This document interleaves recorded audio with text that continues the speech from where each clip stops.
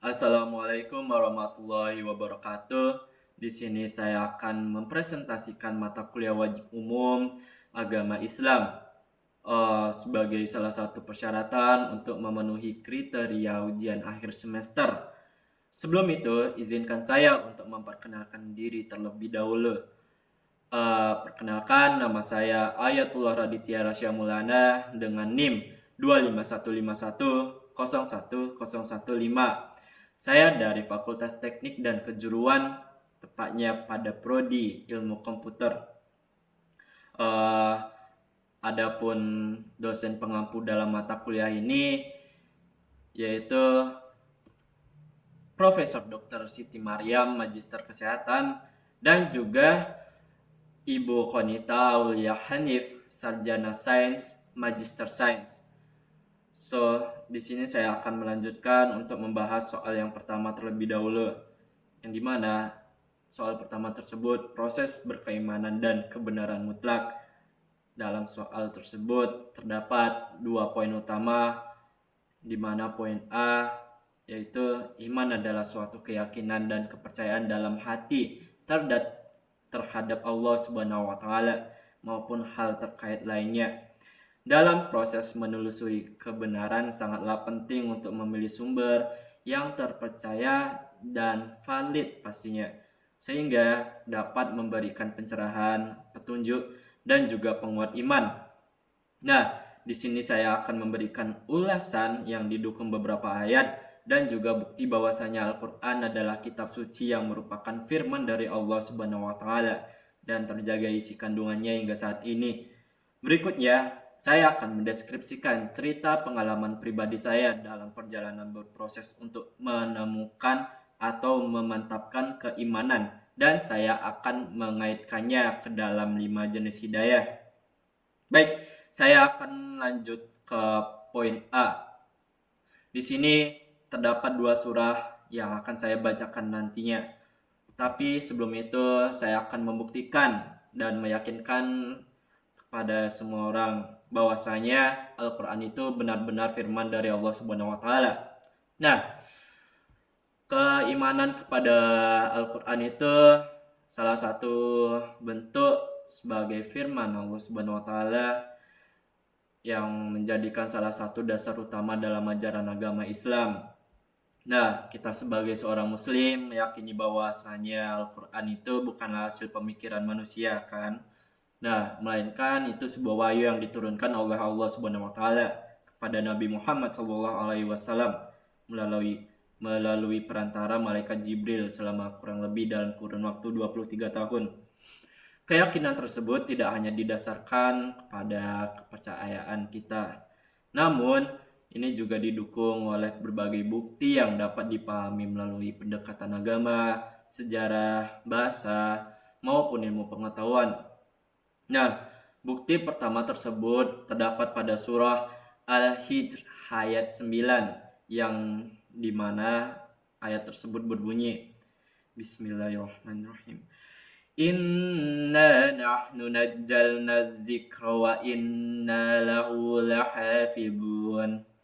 Yang artinya, sesungguhnya kamilah yang menurunkan Al-Quran dan pasti kami pula yang memeliharanya. Berikutnya terdapat surah Al-Baqarah ayat 23. Di sini berbunyi, wa in kuntum fi raibim mimma nazzalna ala abdina fa'tum bisuratin min mislih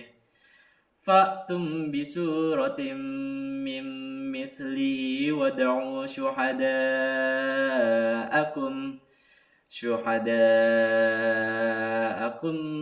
min dunillahi in kuntum shadiqin. Yang artinya, jika kamu tetap dalam keraguan tentang apa Al-Quran yang kami turunkan kepada hamba kami Nabi Muhammad, buatlah satu surah yang semisal dengannya dan ajaklah penolong-penolongmu selain Allah jika kamu orang-orang yang benar. Nah, selama lebih dari 14 abad, tantangan itu tidak akan pernah berhasil dipenuhi. Jadi hal ini menjadi salah satu bukti bahwa Al-Quran bukanlah karya manusia.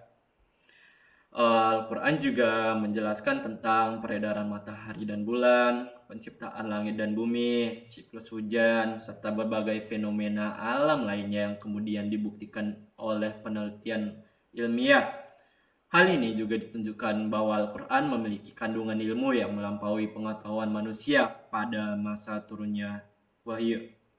Nah, selain itu, kandungan Al-Quran juga mengatur berbagai aspek kehidupan manusia, mulai dari akidah, ibadah, akhlak, hukum, ekonomi, pendidikan, hingga hubungan sosial. Nilai-nilai yang terkandung di dalamnya tetap relevan sepanjang zaman meskipun kondisi masyarakat saat ini terus berkembang. Nah, hal ini juga menunjukkan bahwa Al-Quran merupakan petunjuk hidup yang bersifat menyeluruh atau universal. Berdasarkan bukti-bukti yang saya sampaikan tadi, dapat diyakini bahwa Al-Quran benar-benar merupakan firman Allah Subhanahu wa Ta'ala yang diturunkan sebagai pedoman hidup bagi seluruh umat manusia. Nah, keasliannya ini dan juga kandungan keindahan bahasa, kesesuaian dengan ilmu pengetahuan, serta jaminan Allah untuk menjaganya menjadi alasan yang kuat untuk memperkokoh keyakinan terhadap Al-Quran terhadap semua orang. Baik, di sini saya akan menuju poin B. Adapun 5 jenis utama dalam hidayah. Yang pertama itu hidayatul wujudan, yaitu naluri atau insting. Yang kedua hidayatul hawas, panca indera. Yang ketiga hidayatul akli atau akal. Yang keempat hidayatul adyan, yaitu agama atau syariat. Yang kelima itu hidayatul taufik, pertolongan dan kemantapan hati. Di sini saya akan menceritakan pengalaman pribadi saya seiring saya menjelaskan 5 jenis utama dalam hidayah ini. Saya akan mengaitkannya secara langsung sekaligus saya menceritakannya. Ini yang pertama yaitu hidayatul wujudan, naluri atau insting. Pada masa saat itu, saat saya masih bersekolah, tepatnya pada kelas 2 hingga 3 SD. Di situ saya mempunyai ketertarikan untuk mempelajari Al-Quran ataupun ayat-ayat suci Al-Quran secara mendalami. Hingga singkat waktunya, hingga pada masa itu saya didaftari atau dimasukkan ke dalam madrasah oleh ibu saya, sehingga saya dapat mempelajari Al-Quran maupun Iqra dan tilawah. Nah, itu dia poin yang pertama. Berikutnya poin yang kedua terdapat hidayatul hawas, yaitu panca indera. Di sini saya saat SD atau saat masih kecil sering kali berkegiatan atau beraktivitas di luar rumah, sehingga saya mendapatkan nafas yang panjang karena saya diberikan kesehatan untuk membaca ayat-ayat ini dengan irama tertentu agar berirama. Jadinya saya di situ bersyukur saat masa kecil sering keluar dan tidak diam di rumah terus-menerus. Baik, poin yang ketiga ada hidayatul akli atau akal. Di sini akal yang saya pikirkan itu berpikir secara mendalam ataupun menelaah dan mempelajari sesuatu. Tepatnya saya saat dalam di madrasah itu saat sudah mempelajari Al-Quran, di situ saya mendalami hukum-hukum bacaan ataupun tajwid. Nah, syukurnya saya waktu itu masih hafal secara menyeluruh dari semua hukum bacaan yang saya pelajari. Mungkin itu saja. Berikutnya poin keempat ada hidayatul adyan, agama atau syariat. Di sini saya mengambil satu momen yang menurut saya termasuk dalam hidayah poin keempat ini. Jadi pada saat itu saya mengikuti lomba sholat sebagai perwakilan madrasah sepanjang 3 tahun lamanya. Jadi pada tahun pertama itu saya mendapatkan juara harapan ketiga. Di situ saya masih bersyukur karena masih dengan teman-teman saya, karena juara harapan itu sebuah pencapaian pertama kalinya yang dapat dicapai oleh kami. Jadi ke dalam tahun kedua itu kami memperoleh, kalau nggak salah saya sudah mendapatkan, kami maksudnya sudah menjuarai ke juara 3. Di situ kami merasa lebih bahagia tentunya ya. Berikutnya tahun ketiga, alhamdulillah kami mendapati atau menempati juara pertama sebagai pemenang lomba sholat tentunya. Di situ kami merasa bersyukur sekali dan kami sempat merayakannya. Cukup segitu saja dalam poin nomor 4. Berikutnya poin yang terakhir, yaitu hidayatut taufik, pertolongan dan kemantapan hati. Di sini saya dari dulu berusaha dan mempelajari untuk ikhtiar dalam belajar, berusaha maupun menutupi aurat hingga saat ini. Justru pada saat itu untung saya sering mengenai pakaian yang menutupi aurat, tapi kadang-kali juga saya tetap memakai pakaian yang tidak menutupi aurat, tapi itu sangat jarang hingga saat ini. Jadi itu saja 5 jenis utama dalam hidayah yang sesuai dengan cerita pribadi saya. Berikutnya menuju soal nomor 2, Nabi Muhammad SAW sebagai tauladan. Di sini sudah masuk dalam materi manusia sebagai makhluk moral. Terdapat 2 poin utama lagi. Poin pertama yaitu Allah Subhanahu wa taala telah mengutus Nabi Muhammad SAW untuk memperbaiki akhlak umat muslim saja kah? Atau seluruh manusia? Nah, mengapa perlu diutus Nabi dan Rasul yang terakhir? Di sini saya akan menjelaskan pendapat saya yang didukung dengan ayat atau hadis yang sahih. Berikutnya poin B. Di sini saya akan memberikan uraian tentang 4 sifat Rasul, kepribadian atau akhlak Nabi Muhammad SAW, dan kisah dalam hidup Nabi Muhammad SAW yang menurut saya paling berkesan. Baik, saya di sini akan langsung menuju poin A, yang terdapat 2 surat dan juga 1 hadis yang akan saya bacakan nanti. Sebelum itu, di sini saya akan menjelaskan mengapa Allah Subhanahu wa taala mengutus Nabi Muhammad SAW untuk memperbaiki akhlak umat manusia, dan mengapa beliau juga dipilih sebagai nabi dan rasul terakhir. Nah, di sini saya akan menjelaskan secara langsung atau menceritakannya. Jadi, Nabi Muhammad SAW merupakan nabi dan rasul terakhir yang diutus oleh Allah Subhanahu wa taala untuk menyampaikan ajaran Islam kepada seluruh umat manusia. Berbeda dengan nabi-nabi sebelumnya yang diutus hanya kepada kaum tertentu. Nah, risalah Nabi Muhammad SAW ini bersifat menyeluruh.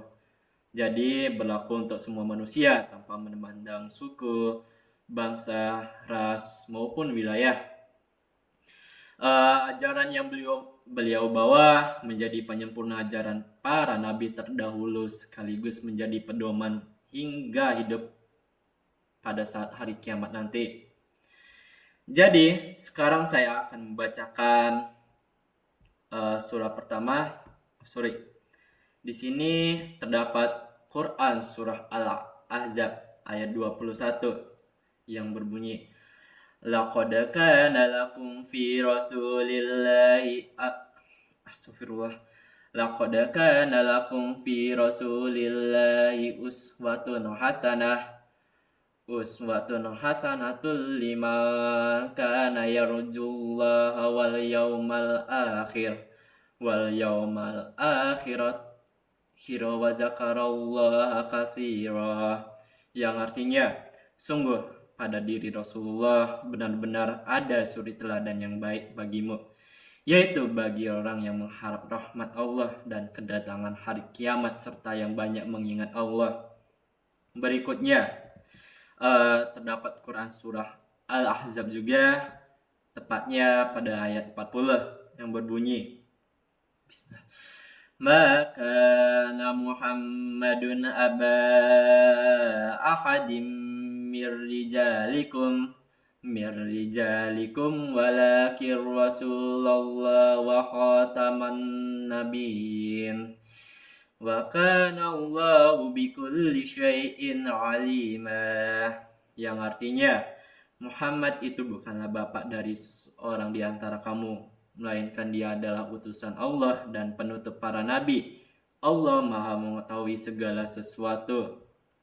Dari ayat tersebut ditunjukkan bahwa agama Islam telah lengkap dan juga sempurna. Dari seluruh aspek kehidupan manusia telah diatur, mulai dari akidah, ibadah, akhlak, hukum, pendidikan, serta ekonomi, hingga kehidupan bermasyarakat. Oleh karena itu, tidak perlu diragukan lagi atau tidak diperlukan lagi nabi yang membawa syariat baru. Nabi Muhammad SAW juga dipilih sebagai nabi terakhir karena beliau memiliki akhlak yang paling mulia. Sebelum diangkat menjadi Rasul, beliau telah dikenal oleh masyarakat Mekah dengan gelar Al-Amin, yaitu orang yang dapat dipercaya. Selama hidupnya, beliau tidak pernah berdusta, tidak berkhianat, serta selalu berlaku adil kepada siapapun. Nah, jadi sekarang dari hadis Abu Hurairah radhiyallahu anhu meriwayatkan, Rasulullah Shallallahu Alaihi Wasallam bersabda, sesungguhnya aku diutus hanya untuk menyempurnakan akhlak mulia. Hadis riwayat Bukhari dalam Al-Adab Al-Mufrad, Ahmad dan Baihaqi. Jadi selain memiliki akhlak yang mulia, Nabi Muhammad SAW juga merupakan teladan dalam berbagai aspek kehidupan. Beliau juga merupakan seorang pemimpin negara yang adil, panglima perang yang bijaksana, suami yang penyayang, ayah yang penuh kasih, sahabat yang setia, sekaligus pedagang yang jujur. Hal tersebut dapat menunjukkan bahwa seluruh kehidupan beliau dapat dijadikan contoh oleh umat Islam dalam berbagai kondisi. Nah, menurut saya ini Allah Subhanahu wa taala memilih Nabi Muhammad SAW sebagai nabi dan rasul terakhir karena beliau memiliki sifat-sifat yang sempurna sebagai seorang pemimpin umat. Nah, beliau pun mampu untuk menyampaikan wahyu dengan penuh tanggung jawab, memberikan teladan melalui akhlaknya, serta meninggalkan Al-Quran dan Sunnah sebagai pedoman hidup yang tetap relevan sepanjang zaman. Oleh karena itu, seluruh umat Islam berkewajiban mengikuti ajaran beliau sehingga dalam sebagai bentuk ketaatan kepada Allah Subhanahu wa taala. Berikutnya di poin B. Yang pertama saya akan menjelaskan 4 sifat Rasul. Yang pertama itu sidik atau jujur, kedua tabligh itu menyampaikan, ketiga itu amanah atau dapat dipercaya, yang keempat itu fatonah atau cerdas.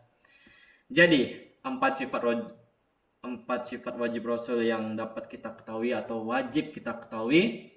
Jadi sebagai utusan Allah Subhanahu wa taala, setiap rasul memiliki 4 sifat wajib yang menjadi dasar dalam menjalankan tugas rasulnya.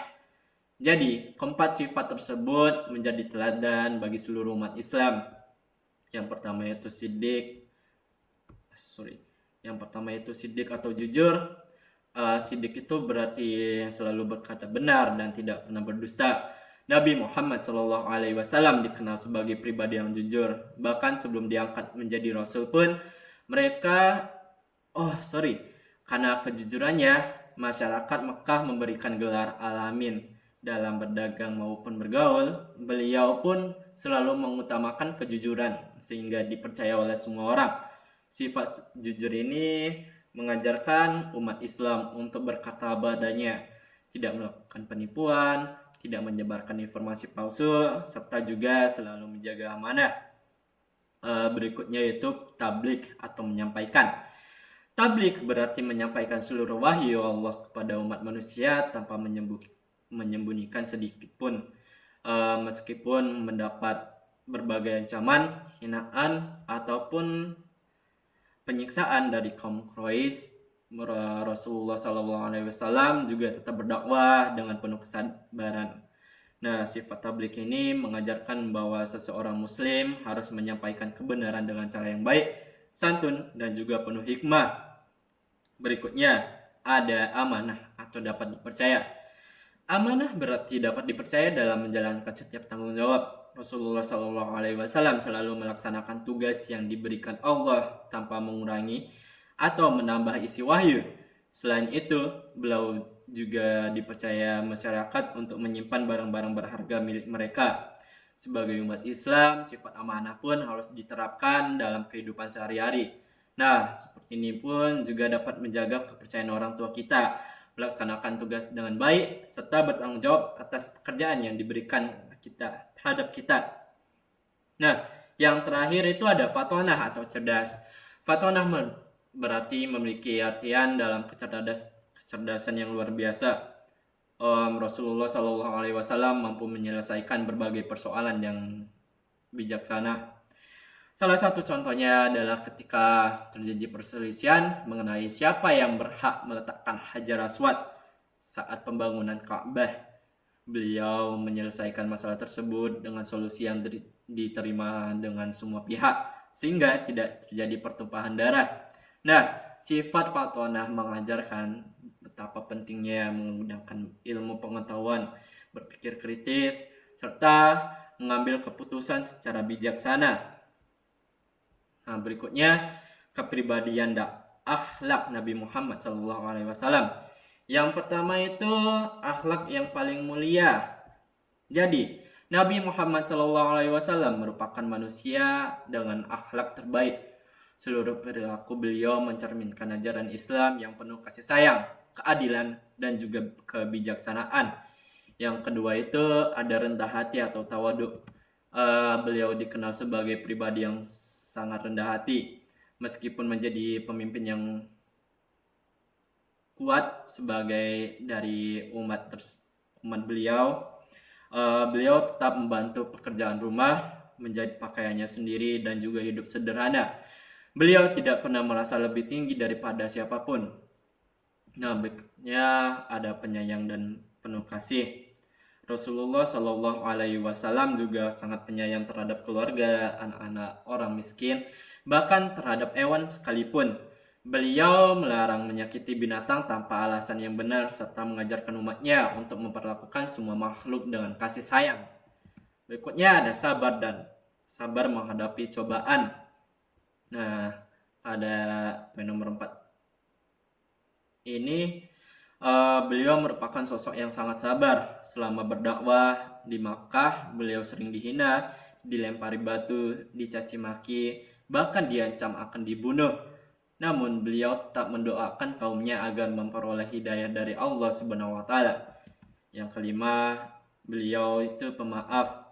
Nah, sikap pemaaf Nabi ini juga sangat luar biasa ya. Beliau tidak menyimpan dendam kepada orang-orang yang pernah menyakitinya. Bahkan ketika memiliki kekuasaan penuh atas kota Mekah, beliau justru memberikan ampunan kepada musuh-musuhnya. Dan yang terakhir itu beliau bersifat adil. Beliau ini sangat adil dalam memutuskan perkara. Tidak ada perbedaan dalam perlakuan antara orang kaya dan juga orang miskin di hadapan hukum. Prinsip keadilan tersebut menjadikan contoh bagi para pemimpin hingga saat ini. Nah, next. Di sini kisah hidup Nabi Muhammad SAW yang paling berkesan menurut saya. Nah, kisah Nabi Muhammad SAW yang paling berkesan bagi saya itu pada saat peristiwa Fatu Mekah atau pembebasan kota Mekah. Peristiwa ini terjadi pada tahun ke-8 Hijriah ketika Rasulullah SAW bersama sekitar 10.000 kaum muslimin memasuki kota Mekah tanpa perlawanan berarti. Kota yang dahulunya mengusir beliau kini berhasil dikuasai oleh kaum muslimin. Masyarakat Quraisy merasa takut karena mereka pernah menyiksa Rasulullah SAW dan para sahabat. Mereka mengira akan mendapatkan balasan yang setimpal atas perbuatan mereka.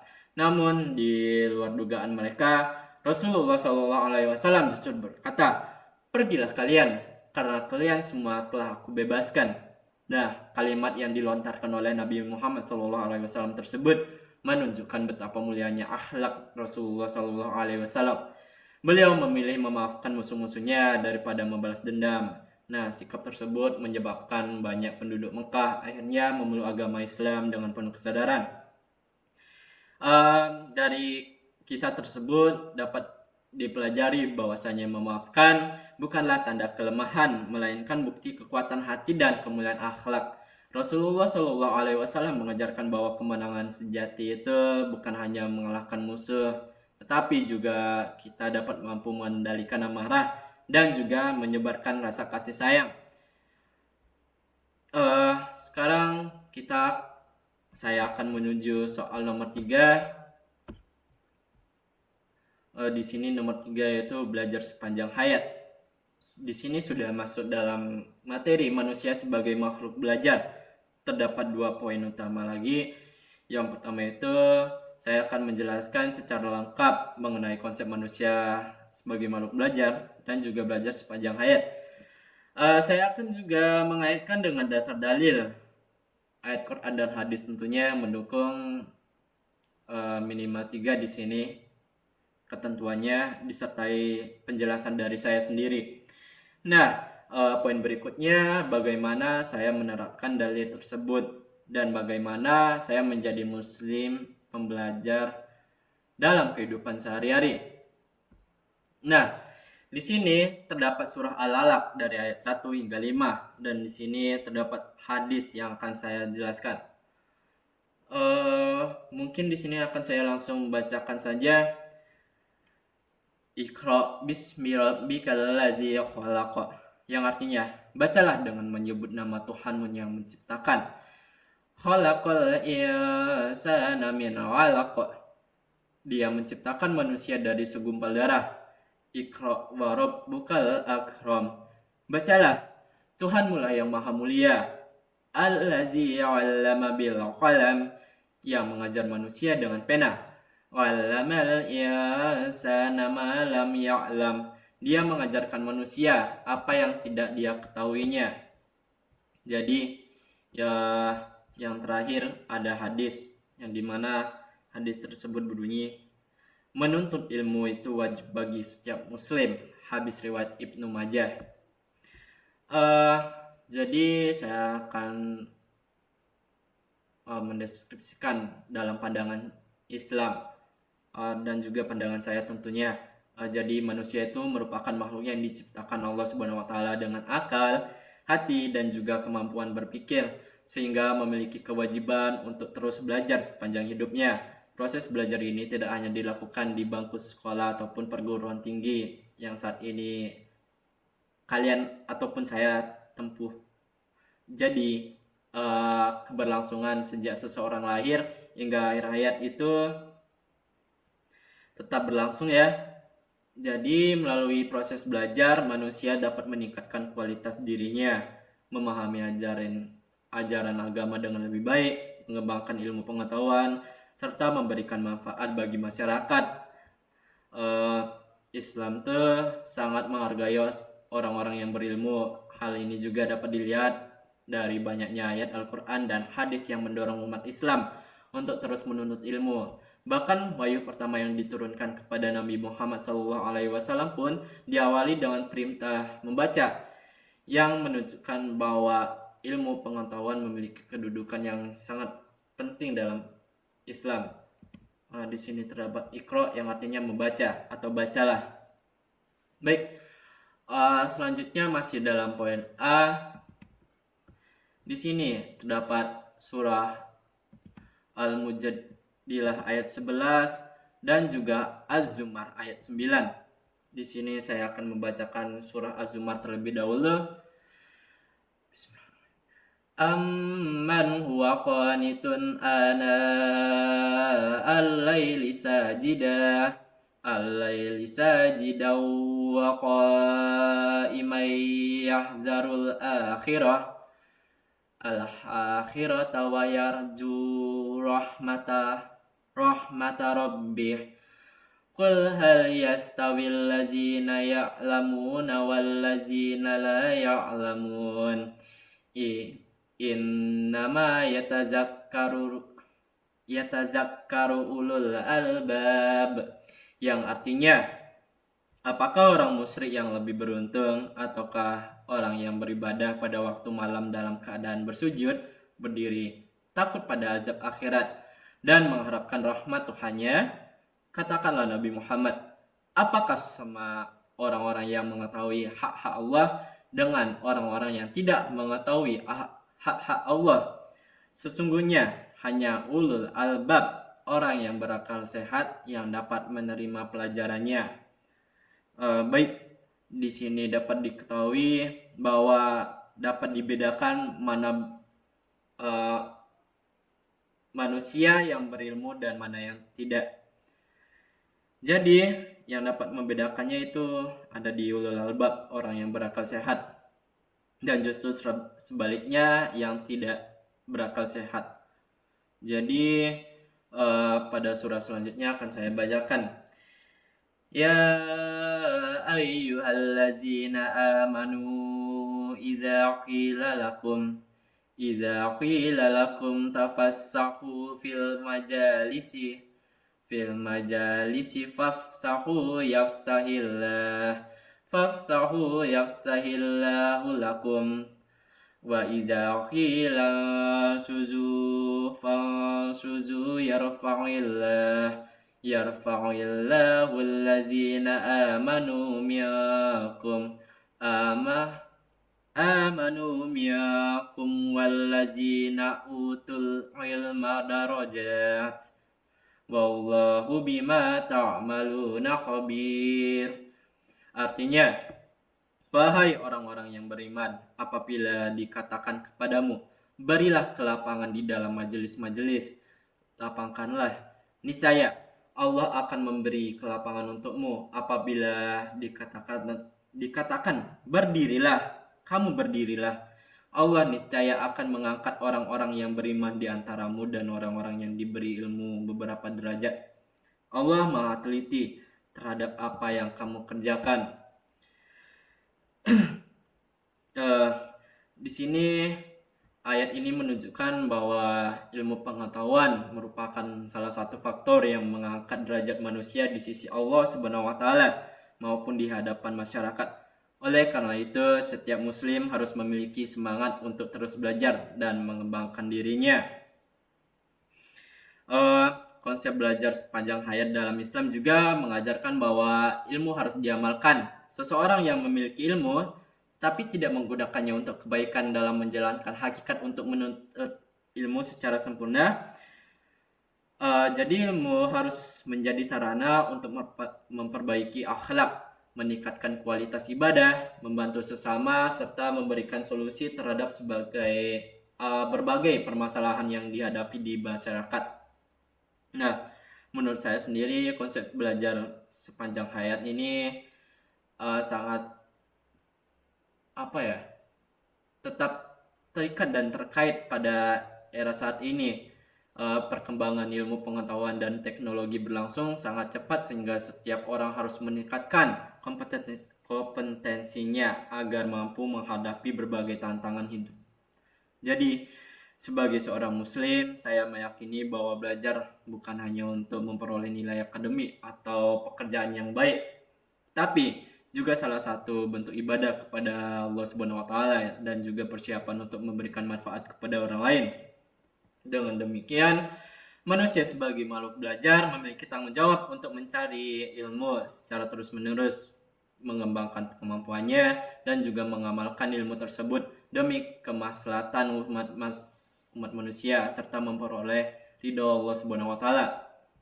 Nah, berikutnya poin B, cara saya menerapkannya dari kehidupan sehari-hari. Yang pertama itu saya tetap mengikuti perkuliahan dengan disiplin, aktif berdiskusi, dan juga mengerjakan tugas dengan penuh tanggung jawab. Yang kedua yaitu memanfaatkan teknologi seperti platform pembelajaran daring, webinar, dan juga video edukasi sebagai sarana belajar. Yang ketiga, menjadikan pengalaman, baik keberhasilan maupun kegagalan, sebagai pelajaran untuk terus memperbaiki diri. Yang keempat, menyeimbangkan pembelajaran ilmu pengetahuan dengan ilmu agama agar memiliki wawasan yang luas dan akhlak yang baik. Yang terakhir, menuntut ilmu dengan niat yang ikhlas sebagai salah satu bentuk ibadah kepada Allah Subhanahu wa taala dan agar dapat memberikan manfaat bagi masyarakat. Berikutnya pada soal nomor 4 yaitu pembelajar dan peneliti. Di sini sudah masuk dalam materi manusia sebagai makhluk peneliti. Terdapat 2 poin utama, yaitu yang pertama, jelaskan dan beri contoh mengenai apa yang dimaksud Islam dan sains atau Islamisasi sains. Nah, di sini diminta untuk mengaitkan dengan fenomena, realita maupun kejadian alam. Poin berikutnya yaitu telah dijelaskan di dalam surah Al-Alaq mengenai perintah untuk membaca. Berikanlah refleksi terhadap ayat tersebut dan kaitannya dengan manusia makhluk peneliti. Jadi poin A, di sini terdapat 2 surah. Surah apa yang pertama ya? Di sini surah yang pertama itu ada surah Al-Imran. Keduanya surah Al-Imran. Yang pertama itu ayat 190 dan yang kedua 191. Di sini saya akan membacakannya. Inna fi khalqis samawati wal ard khalqis samawati wal ardi wa ikhtilafil laili wan nahari la ayatil liulil albab, yang artinya sesungguhnya dalam penciptaan langit dan bumi serta pergantian malam dan siang terdapat tanda-tanda kebesaran Allah bagi seorang yang berakal. Berikutnya, allazina yadhkurunallaha qiyaman wa qu'udan wa 'ala junubihim wa yatafakkaruna fi khalqis samawati wal ard rabbana ma khalaqta hadza batila subhanaka faqina azaban nar, yang artinya yaitu orang-orang yang mengingat Allah sambil berdiri, duduk atau dalam keadaan berbaring dan memiliki tentang penciptaan langit dan bumi seraya berkata, ya Tuhan kami, tidaklah Engkau menciptakan semua ini sia-sia. Maha suci Engkau, lindungilah kami dari azab neraka.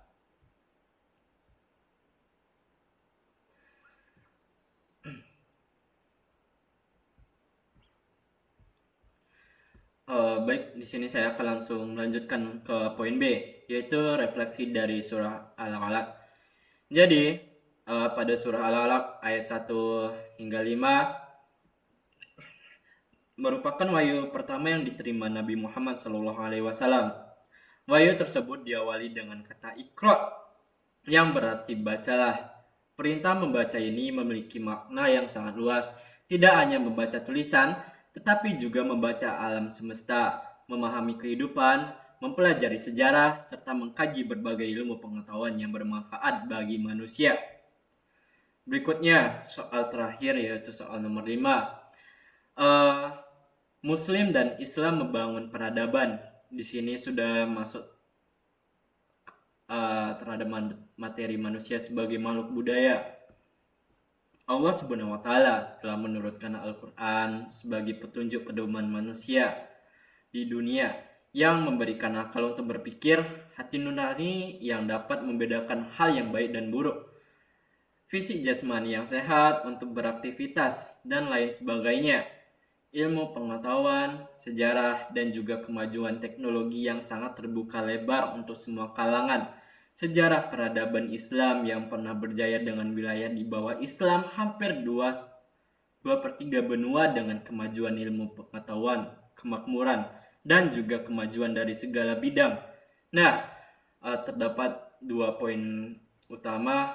Yang pertama itu saya akan menjelaskan secara rinci faktor apa saja yang dapat menjadi pendukung semua kemajuan tersebut hingga dapat tercapai.